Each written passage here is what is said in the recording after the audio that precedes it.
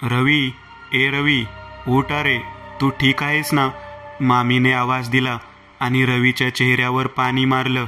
नक्की काय होते तुला? दिलीपने विचारलं. काही नाही. रवी उठून बसला. त्याने म्हातारीकडे बघितलं. ती बेडवर होती. तिची नजर रवीवर होती. काय झालं? तू असा इथे? मामीने विचारलं. काही नाही. रात्री नीट झोप नाही झाली की मला अशी चक्कर येते. कधीतरी तसंच झालं. मी माईची तब्येत विचारायला आलो होतो. बरं चल, काहीतरी खाऊन घे, मामी म्हणाली. तो खाली आला. नाश्ता करून तो परत खोलीत आला. सगळी माहिती कागदावर लिहून तो संध्याकाळ होण्याची वाट बघू लागला. संध्याकाळी कालच्या वेळी तो घरातून निघाला आणि मंदिरात आला. साधूबाबा ध्यान लावून बसले होते.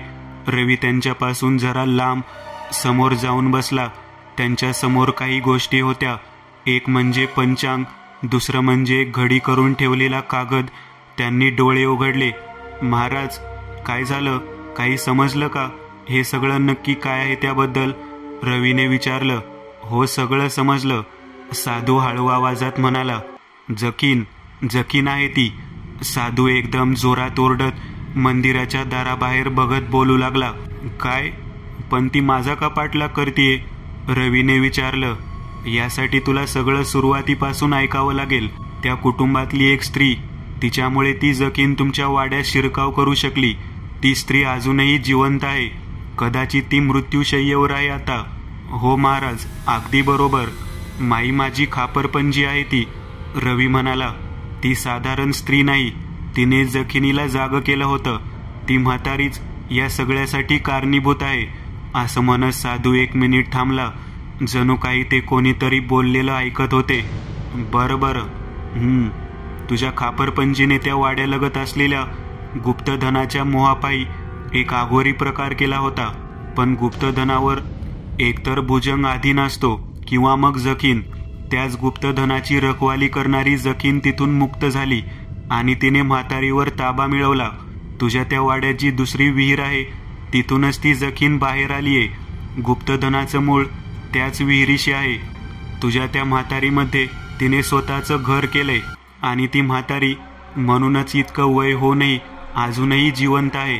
तिला एका ठराविक कालावधीनंतर एका अशा पुरुषाचा बळी लागतो ज्याचा जन्म पुनर्वसू नक्षत्राला असेल आणि त्याची नाडी मध्ये असेल. त्या पुरुषाच्या वयाची बेरीज 9 होत असेल तर ती त्याचा बळी घेते, जिथून त्याच्या आयुष्याची शिल्लक वर्षे तिला मिळतात. मग पुन्हा काही वर्षानंतर जेव्हा तिची ताकद कमी होऊ लागते तेव्हा ती पुन्हा बळी घेते. साधू बाहेर बघून बोलत होता. ती फक्त तुझा जीव नाही घेणार, आधी तुला जर्जर करून सोडेल. तुझं रूप, तुझं तारुण्य हिसकावून घेईल आणि मग शेवटच्या क्षणी तुझा जीव घेईल. तो कसाही घेईल, अपघात, आत्महत्या किंवा अजून काही. पण मृत्यूशय्येवर असताना तिचं रूप ती एकदा तरी दाखवेल. साधू बोलता बोलता थांबला. पण महाराज, मग यातून मी वाचणार कसा? रवीने विचारलं. यातून वाचायचा एकच मार्ग, तो म्हणजे चंद्रग्रहणाच्या वेळी तिच्या केसात असलेली एक जटा कापायची. एक विशिष्ट अशी ती जटा असेल ज्यात केवळ एक पांढरा केस असेल. तीच जटा जिच्यात जकिनीची सगळी शक्ती असते. आणि तो पांढरा केस म्हणजे तिची त्या शरीराशी जोडलेली नाळ असते. ती जटा कापली गेली की नाळ तुटेल आणि ती शरीरातून बाहेर येऊन पुन्हा जिथून आलेली तिथं निघून जाईल, ज्यातून त्या म्हातारीचा मृत्यू होईल. आणि मग जखिनीला शरीर कक्ष राहणार नाही. एकदा ते झालं की मग तुला काही धोका नाही. आणि दुसरं म्हणजे ग्रहण काळाच्या 6 रात्री ती स्नान करते. तीच स्नान तोच व्यक्ती पाहू शकतो ज्याचा मृत्यू जवळ आहे. त्यामुळे रात्री कसलेही आवाज आले तरी बाहेर बघायचं नाही. साधू म्हणाले. काय? पण मी तर गेले 2 रात्री हे सगळं पाहिलंय. रवीची हिंमतच आता गळून पडली होती. तरीही प्रयत्न कर की जे मी बोललोय ते करायचं. देवाच्या मनात असेल तर तुझा मृत्यूही टळेल. साधू म्हणाले. ती जटा तू कापलीस की त्याच विहिरीत आणून टाक. साधू महाराज म्हणाले. महाराज, चंद्रग्रहण कधी आहे? रवीने विचारलं. आज रात्री 9 वाजता सुरू होईल. ते पहाटे 3 पर्यंत चालेल. तुला जे काय करायचं आहे ते आज रात्रीच करायचं आहे. रवी उठून उभा राहिला.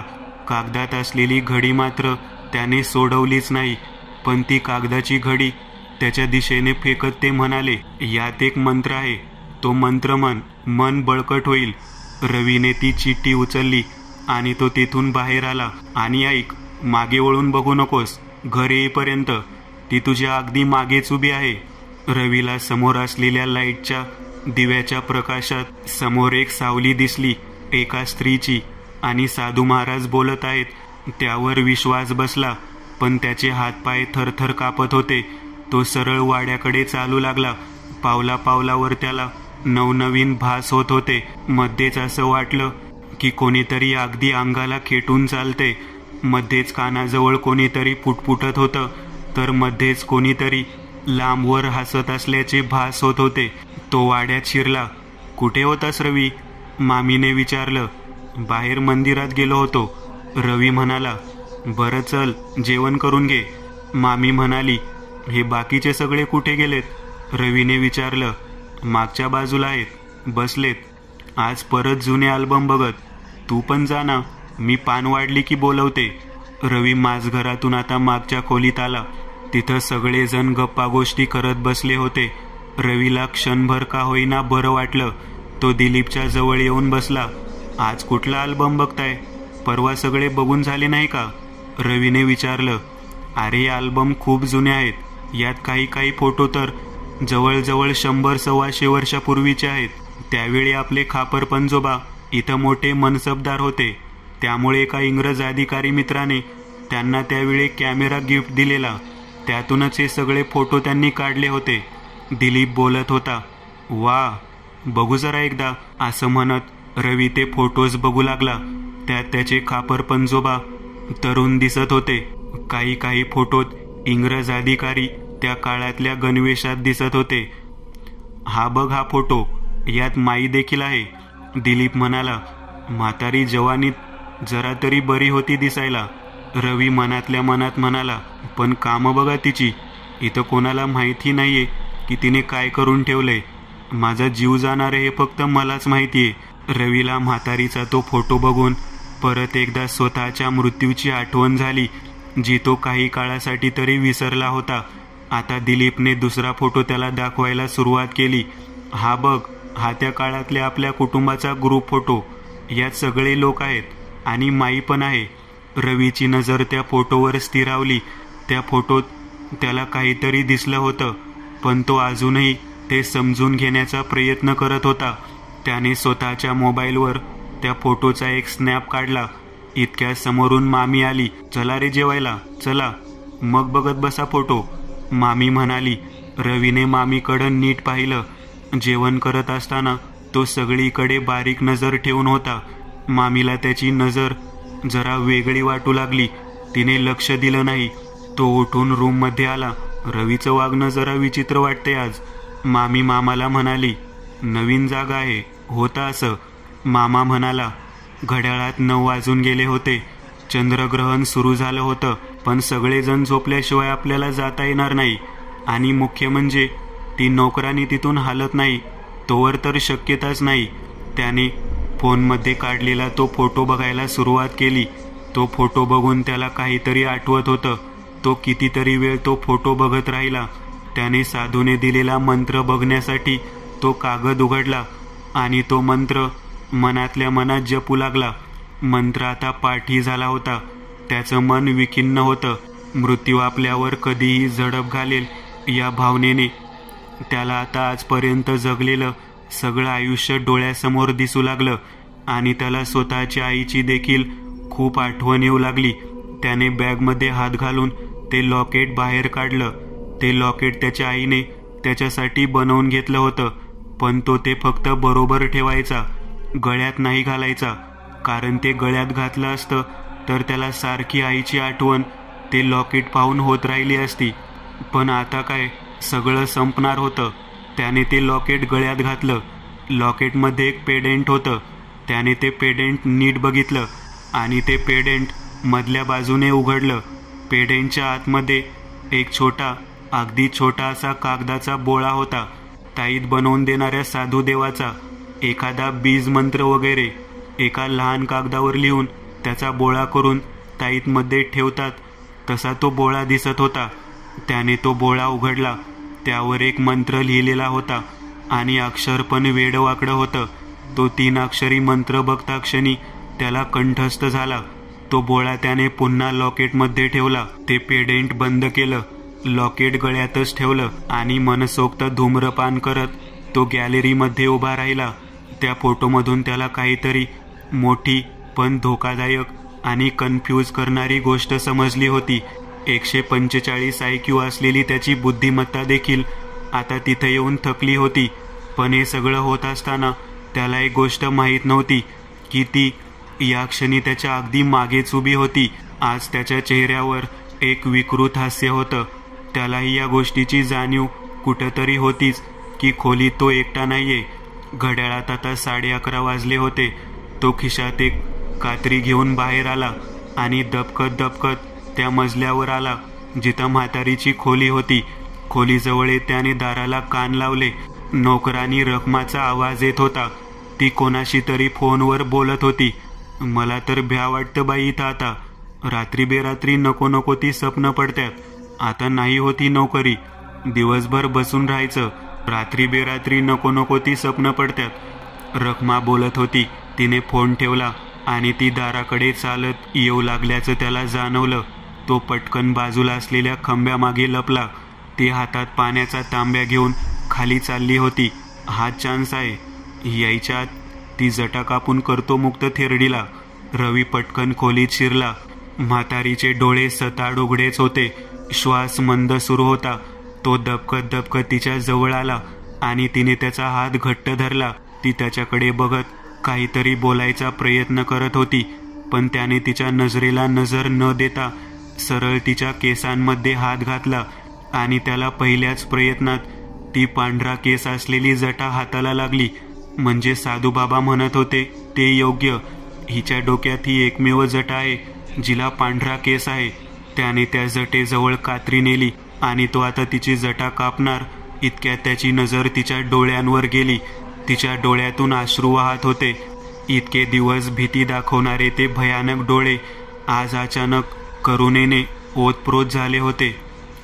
तिच्या डोळ्यात बघत तो क्षणभरात तिच्यावरचा सगळा राग विसरून गेला. कोणास ठाऊक काय झालं, पण आता त्याला तिच्याबद्दल बोललेला प्रत्येक अपशब्द आठवून अपराधी वाटू लागलं होतं. त्याच्या काळजाला पाझर फुटला आणि त्याच्या डोळ्यातूनही अश्रू वाहू लागले.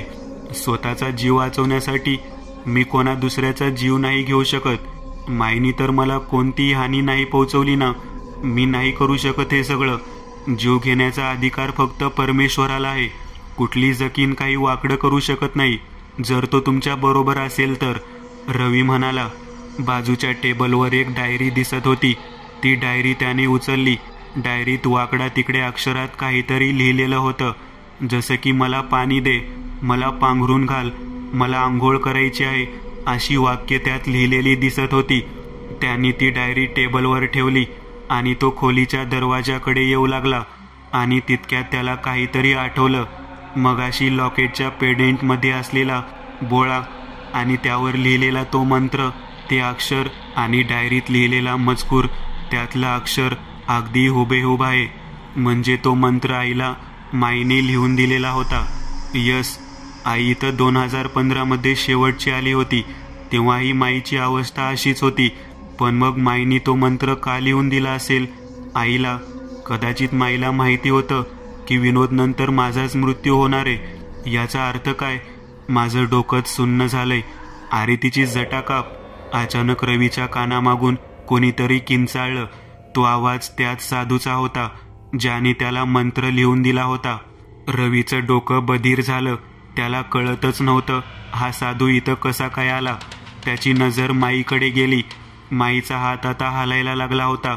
तिचं अंग थरथर कापत होतं. साधू तिथं उभा राहून किंचाळत होता, जटा काप मूर्खा. रवीवर तो किंचाळत होता. रवीला अजूनही कळत नव्हतं की हा साधू नक्की या खोलीत आला कुठून.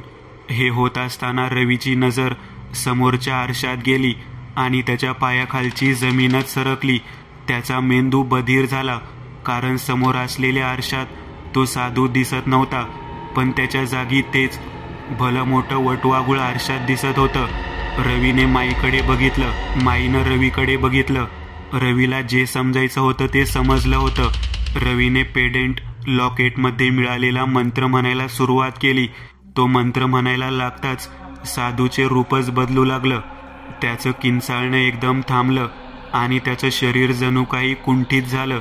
रवी तो मंत्र आता मोठमोठ्यांदा म्हणू लागला. अचानक खोलीतील लाईट बंद पडली.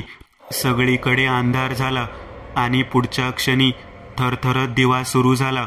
रवीच्या कानाजवळ कुणाच्या तरी थंड श्वासांचा आभास त्याला होऊ लागला. त्याचं मंत्र म्हणणं अजूनही सुरूच होतं.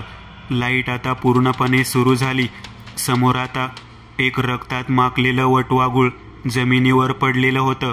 माई आता उठून बसली होती. रवीने मागे वळून बघितलं. त्याच्या मागे तर कोणीच नव्हतं. त्या मंत्राची ताकद अशी होती. रवीच्या मनात असलेले सगळे कन्फ्युजन आता एक एक करून कमी होऊ लागले. तो मंत्र म्हणत राहिला आणि अचानक त्याला त्या फोटोबद्दल आठवलं आणि त्याला सत्याचा उलगडा झाला. त्या मंत्राच्या ताकदीने आता त्याचं मन खूपच शक्तिशाली जाणवू लागलं. तितक्यात खोलीचे दार ढकलून मामा मामी, सुधाकर, दिलीप, शकू आत्या आणि बाकीचे नोकर माणसं सगळी खोलीत जमा झाली. रवी, हे काय चाललंय? मामाने विचारलं. थांबा, त्याला तो मंत्र जाप पूर्ण करून देत.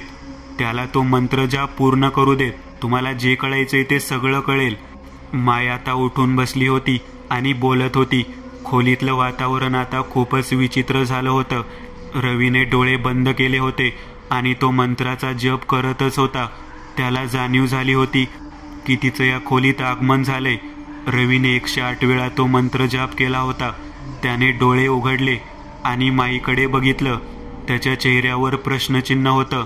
रक्त पिशाचं संमोहन असतं, म्हणजे पिशाचं संमोहित करणारा तो मंत्र होता. त्याने वळून सगळ्यांकडे बघितलं. सर्वजण तिथं काय होतंय ते पाहत उभे होते, फक्त एक व्यक्ती सोडून, जी सगळ्यात मागे उभी होती.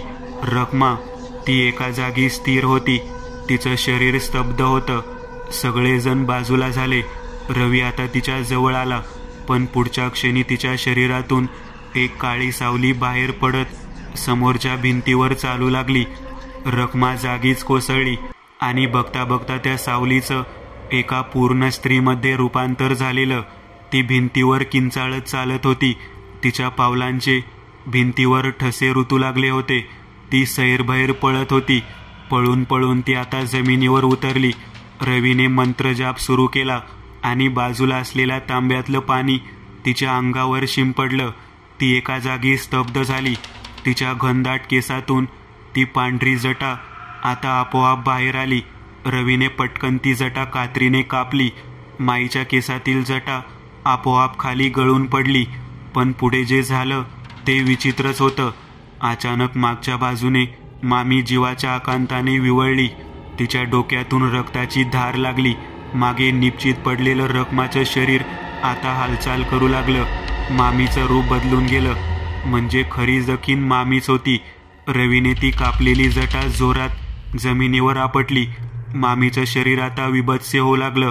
अंगावर केसच केस, त्वचा काळी पडलेली, डोळ्याची बुबळं पांढरी पडलेली. रवी तिथून खाली आला. त्या जुन्या ओसाड विहिरीजवळ येत त्याने ती जटा विहिरीत फेकली. विहिरीच्या पाण्यात काहीतरी मोठी वस्तू पडल्याचा आवाज झाला आणि आतून एक किंकाळी ऐकू आली. दुसऱ्या दिवशी सकाळी, मला अजून आठवतंय, आवसेची रात्र होती. कुलपुरुषाला नैवेद्य ठेवायचं काम मला दिलं होतं, पण मला कंटाळा आला होता शेतापर्यंत जायचा, म्हणून मी तो या विहिरीत टाकला. आणि मग रात्री मला ती पहिल्यांदा दिसली खिडकीच्या बाहेर. त्या दिवसापासून माझी वाचाच गेली. त्यानंतर ती या घरातच वावरायची. ठराविक वर्षांनी एक नवीन रूप घेऊन ती या घरात यायची. माझं शरीर हळूहळू निकामी होत गेलं. वाचा तर गेलीच होती. वर्षामागून वर्ष जात गेली. घरात मृत्यू होतच गेले. मला 4 शब्दाच्या वर लिहिताही येत नव्हतं. पण असं चंद्रग्रहण होतं. तुझी आई मला बघायला हॉस्पिटलमध्ये आली. देव जेव्हा काही घेतो तेव्हा त्या बदल्यात दुसरी एखादी चांगली गोष्टही देतो. माझंही तसंच झालं. मला भविष्यातले प्रसंग स्वप्नात दिसायचे. लहानपणी एका अघोरी साधूने माझ्या वडिलांना एक मंत्र दिला होता. तोच हा मंत्र जो मी लहानपणी एकदा ऐकलेला. तो मला त्यावेळी आठवला जेव्हा तुझी आई माझ्या समोर होती. मी फक्त तिला तो लिहून दिला, तिने तो तुला दिला. आणि बघ, आज सगळं काही सुरळीत झालं. 125 वर्षांपासून लागलेली पीडा गेली. पण एक लक्षात ठेव, मामीबद्दल काहीही बोलू नकोस. ती सगळ्यांच्या आठवणीतून पुसून गेलीये. जकीन फक्त त्याच्याच आठवणीत राहते, जो एकतर तिचं भक्ष्य बनतो किंवा तिचा संहार करतो. माझ्या डोक्यात असलेली ती जटा जर तू कापली असतीस तर मी तर मेलेच असते. पण या जटेची ताकद तिला मिळाली असती आणि 2 जटा असलेल्या जकिनीला मग संपवणं फक्त महादेवाला शक्य असतं. म्हणून तुझ्या मनात हे चुकीचं भरवलं त्यांनी की माझी जटा कापावीस म्हणून. जकिनीने माझं शरीर हस्तगत केलं होतं, त्यामुळेच तिची काही अंशी शक्ती या शरीरातही असते. पण जसं तू तिची वेणी कापलीस, माझ्या केसातील जटा आपोआप गळून पडली. माईचं बोलणं संपलं. पण तो फोटो, त्यातला चेहरा धड रखमाचा होता का मामीचा, त्यात मी गोंधळून गेलो. रवी माईला फोटो दाखवत म्हणाला, दोघींचा होता. रखमा जकीन नव्हतीच, ती जकीन होती तुझी मामी. कळलं? रखमा अजूनही जिवंत आहे, ते दिसलं ना तुला? आता सोड हा विषय. देव करो आणि तुला उदंड आयुष्य लाभो. रवी माईला मिठी मारून तिथून निघाला. थांबला असतास तर बरं वाटलं असतं. पण ऐक ना, काल रात्री काही घडलंय का? मला खूप ताण देऊनही नाही आठवत. सुधाकर म्हणाला, नको जास्त विचार करू, काही घडलं नाहीये. काल रात्री जास्त दारू पिलीस एवढंच झालं. रवी हसत हसत कारमध्ये बसला आणि निघून गेला. सगळेजण परत वाड्यात गेले. वाड्याच्या अंगणात असलेल्या झाडावर एक अर्धमेलं सूक्ष्म असं वटवाघूळ लटकलेलं दिसत होतं. त्याच्या तोंडातून रक्त टपकत होतं, पण अजूनही अंगात जीव शिल्लक होता. त्या वटवाघळाची नजर दूरवर दिशेनाशा होणाऱ्या कारकडे होती. वाड्याच्या कंपाऊंडच्या तारेला गुंडाळला गेलेला एक पांढरा केस सूक्ष्म अशी हालचाल करत होता.